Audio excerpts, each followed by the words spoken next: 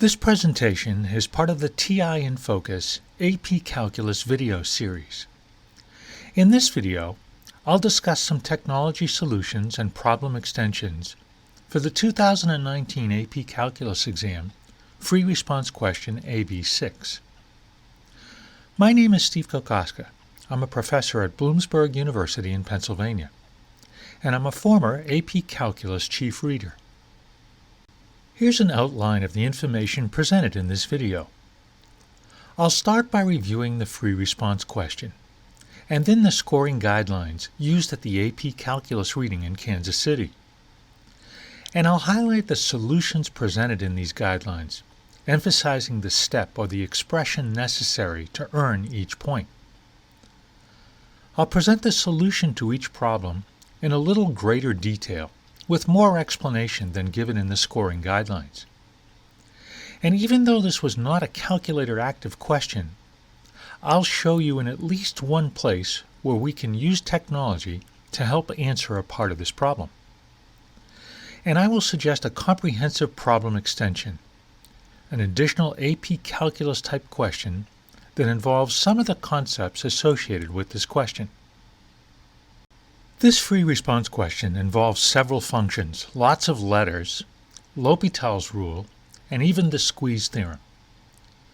The functions f, g, and h are twice differentiable, and g of 2 equals h of 2 is equal to 4. The line given is tangent to both the graph of g at x equal 2 and the graph of h at x equal 2. In Part A, all we need to do is to find h prime of 2. In Part B, a new function a is defined, and we need to find both a prime of x and a prime of 2. In Part C, another new function h is defined. We know that the limit as x goes to 2 of h of x can be evaluated using L'Hopital's rule, and we need to use this fact to find both f of 2 and f prime of 2. And finally, in Part D, we're given an inequality involving g and h, and another involving a new function k. And we need to determine whether k is continuous at x equal 2. Part A was worth 1 point, simply for the answer 2/3. Now, there isn't any other work shown in the scoring guidelines, and in fact, the student can simply read and report the slope of the tangent line given in the statement of the problem. Part B was worth 3 points. The first point was for the general form of the product rule, necessary in order to find a prime of x. Now, this was kind of a conceptual point. The student can earn a point here for conveying sufficient knowledge of the product rule. The second point was for the correct expression for a prime of x. So most students who solved this part correctly earned the first 2 points with this expression. And the third point was for the value a prime of 2. Now remember that a final numerical answer does not need to be simplified. So a student could leave the answer like this. But they cannot leave the answer like this. They have to evaluate or use the values for h of 2 and h prime of 2. Part C was worth 4 points, and there's a lot written here on the scoring guidelines. Let's see if we can decipher all of these points. The first point was for recognizing or connecting this limit to h of 2 equal 4. Since h is continuous, the value of the limit is found by direct substitution, and we're given that h of 2 is equal to 4. And a student can simply write this, even without the h of 2, and earn the first point. The second point was for finding the value of f of 2. And I'll talk about the solution details shortly, but we need to see that f of 2 is equal to 1. The third point was for using L'Hopital's rule. So that means that the student has to demonstrate that they're using L'Hopital's rule. So we need to see a limit of a quotient of derivatives. And that means we need to see a limit and a quotient and be convinced that differentiation was attempted by seeing f prime of x in the denominator. And the fourth point was for solving the limit expression and finding the value of f prime of 2. Part D was worth 1 point, and there were a lot of little things necessary here to earn this point. But generally, we need to see that the student concludes that k is continuous at x equal 2, and that they provide sufficient justification for this conclusion. The justification means they need to show that both g and h are continuous, both of these limits are 4, and therefore the limit as x goes to 2 of k of x is 4, and finally, k of 2 is equal to 4 because g of 2 and h of 2 are 4. Let's take a closer look at the solutions and, where appropriate, the use of technology to answer these questions. In Part A, we need to find h prime of 2. We know that the tangent line to the graph of h at x equal 2 has slope h prime of 2. So we can just read the slope from the equation of the tangent line, which is given. Now, it's not necessary here, but we can expand and rewrite the equation of the tangent line in the form of y equal mx plus b. And then it might be a little easier to see that the slope is 2/3. In Part B, we're given a new function a, defined as 3x cubed times h of x. And we need to find a prime of x and a prime of 2. Use the product rule to find a prime of x. Now, we could factor out the 3, but I elected to include the 3 with the x cubed term. And just a little simplification gives us this expression. Now, let x equal 2 in this expression to find a prime of 2. I have the value of h prime of 2 from Part A, and I can find h of 2 by using the tangent line equation. So finally, a prime of 2 is equal to 160.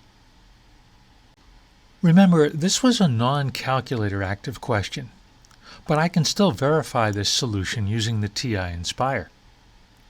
So first, define the function a. And then I can find the symbolic derivative of a. And I can go just a little bit farther by evaluating this derivative at x equal 2. Note that here, the TI-Nspire does not symbolically represent the expression for h prime of 2, but leaves the general notation for h prime of x. In Part C, there's a lot to do to find both f of 2 and f prime of 2. I'll do my best to decipher the scoring guidelines and to solve this problem in a logical manner. First, we're given that the function h is twice differentiable, so h is continuous. And that means we can evaluate this limit by direct substitution. So the limit as x goes to 2 of h of x is equal to h of 2, which is 4. Now we know h of 2 is 4 from Part B, and the use of the tangent line equation. Now let's hold this limit result aside just for a moment. Now we also know that the limit as x goes to 2 of h of x can be evaluated using L'Hopital's rule. Since the limit of the numerator as x goes to 2 is 0, then the limit of the denominator as x goes to 2 must also be 0. Because f is twice differentiable, f is continuous, and we can evaluate this limit by direct substitution also. Solving this equation, we have f of 2 is equal to 1.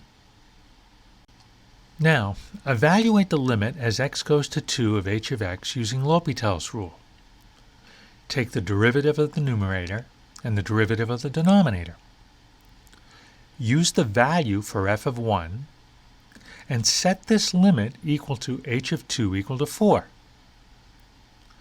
Solve for f prime of 2. Wow, that's a good problem.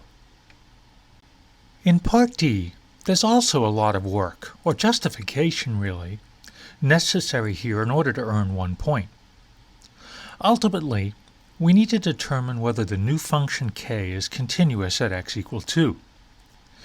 And we'll show this by confirming that the limit as x goes to 2 of k of x is equal to k of 2.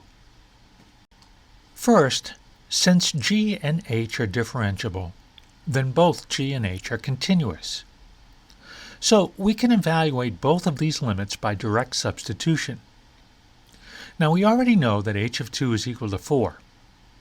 And since the line given in the statement of the problem is also tangent to the graph of g at x equals 2, then g of 2 is equal to 4 also. We're given that g of x is less than k of x is less than h of x for x between 1 and 3. And we know that the limit as x goes to 2 of g of x is equal to the limit as x goes to 2 of h of x, which is 4. So by the squeeze theorem, the limit as x goes to 2 of k of x is also 4. Using the same inequality, we also know that k of 2 is sandwiched between g of 2 equal 4 and h of 2 equal 4. So that means that k of 2 is equal to 4 also. Putting this all together, we have that the limit as x goes to 2 of k of x is equal to 4, which is equal to k of 2.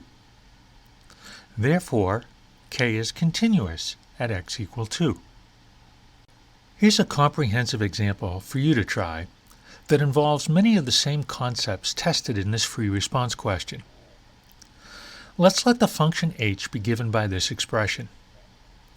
The function g is defined on the interval -4 to 8, and the graph of g consists of a half circle, a line segment, and then a quarter circle. And the point 4 minus 4 is on the graph of g. In part A, find h prime of 3.